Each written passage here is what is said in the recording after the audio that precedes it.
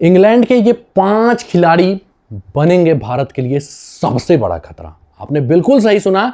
इन 5 खिलाड़ियों को अगर हमने रोक लिया ना तो ये सीरीज हम इंग्लैंड को हरा सकते हैं। नमस्कार दोस्तों, मैं हूं आपका फेवरेट सिद्धांत त्रिपाठी और इस वीडियो में बात करने वाले हैं हम उस सीरीज की जिसका इंतजार आप कई सवालों के जवाब के लिए कर रहे थे। मतलब नया कप्तान आने वाला है, युवा जनरेशन अब टेस्ट टीम को लीड करने वाली है, तो आखिर उसका फल कैसा निकलेगा? क्या शुभमन गिल परमानेंट सॉल्यूशन है? कौन से प्लेयर अब हमारे टीम के अगले सुपरस्टार बन सकते हैं? शायद वो सब आपको इस सीरीज में देखने को मिले। स्टार्ट करते हैं वीडियो, लेकिन उससे पहले क्या करना है, वीडियो कर देना है जल्दी से लाइक और शेयर। और अगर आप नए यूजर हैं तो चैनल को सब्सक्राइब करके बेल का आइकन भी जरूर प्रेस कर दीजिएगा। फेसबुक पेज पे हैं तो पेज को लाइक कीजिएगा, शेयर कीजिएगा, फॉलो कीजिएगा। तो आइए देखते हैं कि कौन से वो 5 खिलाड़ी हैं, लेकिन उससे पहले हम जल्दी से पिच रिपोर्ट और प्लेइंग 11 देख लेते हैं कि आखिर दोनों टीमों की तरफ से कौन से प्लेयर इंपॉर्टेंट रहेंगे, कौन से प्लेयर खेलेंगे। बात करते हैं पिच रिपोर्ट की। तो मैच होने वाला हेडिंग्ले लीड्स में और क्यूरेटर ने बोला है भैया कि शुरुआत में कुछ मूवमेंट रहेगा, पेस एंड बाउंस अच्छा रहेगा सरफेस पे, मतलब आइडियल इंग्लैंड की विकेट, लेकिन उतना मूवमेंट नहीं मिलेगा जितना इंग्लैंड में लगातार मिलता रहता है। ठीक है। दूसरी बात, बैटर्स को एडवांटेज होगा, तो बैटर्स और पेसर्स इनको ज्यादा एडवांटेज है, स्पिनर्स के लिए ज्यादा कुछ होना नहीं चाहिए। ठीक है। लास्ट के 3 टेस्ट मैचेस देखें तो रन बने हैं और गेंदबाजों को, खासकर पेसर्स को विकेट मिले हैं। स्पिनर्स कुछ खास नहीं कर पाएंगे। दूसरा मैच छोड़ दे, कभी कभी हो जाता है वैसा, नहीं तो मोस्टली पेसर्स ही ज्यादा स्पिनर्स से डोमिनेट करते हैं। हेड टू हेड रिकॉर्ड बोलें तो इतिहास भी बोलता है इंग्लैंड फेवरेट है। और वास्तव में अगर आप देखेंगे ना तो भारतीय टीम युवा है, तो अभी थोड़ा सा तो दिक्कत होने वाली है, लेकिन अगर इन 5 खिलाड़ियों को हम रोक दिए ना तो जरूर हम जीत सकते हैं ये मैच। तो देखते हैं कौन है वो 5 खिलाड़ी, लेकिन उससे पहले भारतीय टीम का प्रॉबल 11 देख ले जो खेल सकता है। तो देखिए टॉप 5 लगभग ये कंफर्म है, सॉरी टॉप 6, लेकिन उसमें साई सुदर्शन का प्लेस डाउटफुल है। और साई सुदर्शन के जगह ना आप नीतीश कुमार रेड्डी, शार्दुल दोनों खेलते हुए देख सकते हैं और साई सुदर्शन बाहर जा सकते हैं। तो ये भारतीय टीम का प्रॉबल 11 होना चाहिए। अगर हम बात करें इंग्लैंड के प्लेइंग 11 की तो ये डिक्लेयर्ड हो चुका है। टॉप 6 ये होने वाले हैं, नीचे के 6 ये नीचे के 5 ये होने वाले हैं। ठीक है। अब बात करते हैं आखिर इंग्लैंड के वो 5 खिलाड़ी कौन से हैं जिनको अगर हमने रोक लिया ना इस मैच में तो हम आसानी से इंग्लैंड को मात दे सकते हैं। तो सबसे पहला नंबर आता है उनके ओपनर बेन डकेट। तो भैया नाम सुनने में अजीब लगेगा, लेकिन काम इनका बड़ा भयंकर है।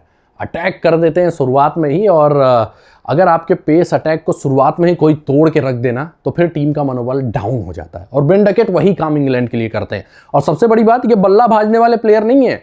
ट्रेविस हेड जैसे अटैक करते हैं ना ठीक वैसा ही, बल्कि उनसे भी ज्यादा कंसिस्टेंसी ये कई बार दिखा देते हैं। स्पिन के भी उतने ही अच्छे प्लेयर, पेस भी बड़ा तगड़ा खेलते हैं और कंसिस्टेंट रहते हैं। ठीक है। इंग्लैंड के टीम में ना जो रूट के बाद सबसे कंसिस्टेंट इन्हीं को ही माना जाता है और बेहतरीन बल्लेबाज है। और अगर इनको हमने जल्दी आउट कर लिया ना तो भैया मैच में हमारी पकड़ बन सकती है, क्योंकि इनके आउट होने से इंग्लैंड का कॉन्फिडेंस डाउन होता है और गेंदबाजों का कॉन्फिडेंस बढ़ता है, क्योंकि फिर उतना अटैक करने वाला खिलाड़ी इनके पास बचता नहीं है। लेकिन अगर बेन डकेट पहला सेशन भी खेल जाते हैं ना तो 30 ओवर में ना आपको जानते हैं कितना स्कोर दिखेगा? इंग्लैंड का 200 के आसपास स्कोर दिख जाएगा। ये ऐसा खिलाड़ी है, तो इनको रोकना सबसे ज्यादा अहम है। शुरुआत में ही बुमराह को ये काम करना होगा। वैसे बुमराह, सिराज ये किसी के अगेंस्ट स्ट्रगल नहीं करते, लेकिन हमें उम्मीद है कि बुमराह हमें पॉजिटिव रिजल्ट देंगे। और सिराज के अगेंस्ट लेफ्ट हैंडर से स्ट्रगल किए हैं पास्ट में भी, तो हम उम्मीद करेंगे कि भैया हमारी ओपनिंग कॉम्बो जो है ना वो इनको आउट ऑफ द स्टेडियम भेज देगी जल्दी ही। दूसरे नंबर पे आते हैं जो रूट, और मेरे हिसाब से ये सबसे बड़े खतरे हैं। क्यों? क्योंकि भैया ये बंदा ना कैसी भी ट्रैक दे दो, इंडिया के अगेंस्ट लगातार चलता है। इंडिया के अगेंस्ट डेब्यू किया था इस बंदे ने और खूंटा गाड़ बल्लेबाजी करता है। बेहतरीन टेक्निक, और इवन टेस्ट क्रिकेट के ना सबसे बेहतरीन बल्लेबाज भी माने जाते हैं। और शायद हम उम्मीद नहीं करेंगे कि सचिन का रिकॉर्ड तोड़े, लेकिन जैसा ये खेल रहे हैं हो सकता है ये सचिन तेंदुलकर का भी रिकॉर्ड टेस्ट क्रिकेट में तोड़ दे। हेड टू हेड देखिए 58 के आसपास। वेन्यू का रिकॉर्ड देखेंगे वो भी लाजवाब है, 13,000 रन बना चुके हैं। मतलब यार बंदा बहुत टैलेंटेड है, तो इनको भी आउट करना बड़ा जरूरी है। और इंग्लैंड के बैटिंग के ना टेस्ट क्रिकेट में 2 स्तंभ हैं, एक जो रूट, दूसरे बेन डकेट।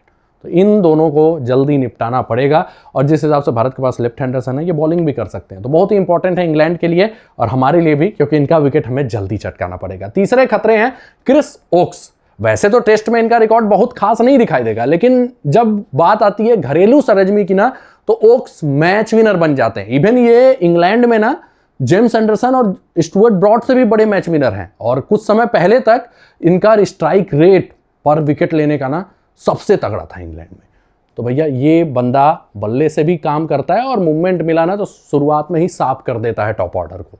तो इनको संभल के हमें खेलना पड़ेगा। और इंग्लैंड के सबसे एक्सपीरियंस गेंदबाज हैं और कह सकते हैं पेस अटैक को लीड भी करेंगे, और अगर मूवमेंट मिला तो खतरा हो जाएंगे। लेकिन अगर मूवमेंट नहीं मिला ना तो ओक्स बहुत ही एवरेज गेंदबाज हो जाते हैं, और आप इवन फिर प्लेइंग 11 में भी आप इनको नहीं देखते हैं विदेशी धरती पे, मतलब इंग्लैंड के बाहर। ठीक है, तो इनसे संभल के रहना पड़ेगा क्योंकि इंग्लैंड में ये बड़े खास हैं। आप देखिए छाछा इनिंग में 137 विकेट ले चुके हैं, 34 मुकाबलों में 137 विकेट और 30.27 का इंग्लैंड में एवरेज। तो ये काबिलियत दिखाता है इस प्लेयर का। इंजरी से आ रहे हैं, हम उम्मीद करेंगे उतना इंपैक्ट ना हो, लेकिन इनसे बच के रहना होगा। चौथे नंबर पे आते हैं बेन स्टोक्स। ये कई बार भारत के अगेंस्ट बड़ा अच्छा करते हैं, खासकर वनडे में काफ़ी अच्छा किया है, टेस्ट में बहुत खास नहीं कर पाए, लेकिन ये बंदा मैच विनर है, टीम का कप्तान है, जोश में रहता है, और जब इंग्लैंड को विकेट नहीं मिलता है ना तो इनका जो नैक ऑफ पिकिंग विकेट्स है ना, जो एबिलिटी है, विकेट टेकिंग एबिलिटी, वो बड़ा घातक होता है भाई। हार्ड लेंथ लगातार फेंकते रहते हैं और फिर बल्लेबाजों को हो जाती है दिक्कत। तो ये बल्ले से भी गेम चेंज करते हैं, गेंदों से भी करते हैं, और अपने एनर्जेटिक किससे एटीट्यूड से भी करते हैं। तो इनके एनर्जेटिक एटीट्यूड को शुरुआत में ही दबाना पड़ेगा। तो ये है खतरा नंबर 4। और खतरा नंबर 5 है हैरी ब्रूक। हालांकि इनको बहुत भारतीय उतना हाईली रेट नहीं करते क्योंकि भारत के खिलाफ ये जल्दी चलते ही नहीं है। क्यों? क्योंकि स्पिन के बड़े गंदे प्लेयर हैं। लेकिन यहाँ स्पिनर्स का ज़्यादा रोल नहीं रहेगा, और स्पिनर्स का जब ज़्यादा रोल नहीं रहता है ना तो हैरी ब्रूक डाल देते हैं बहुत तगड़ा इंपैक्ट, और बहुत अटैकिंग बल्लेबाज है यार। अभी देखिए लिमिटेड जो भी टेस्ट खेला है 25 मुकाबलों में लगभग 59 का एवरेज है। ये दिखाता है इस बल्लेबाज के टैलेंट का, और ये सेशंस में मैच बदल देते हैं।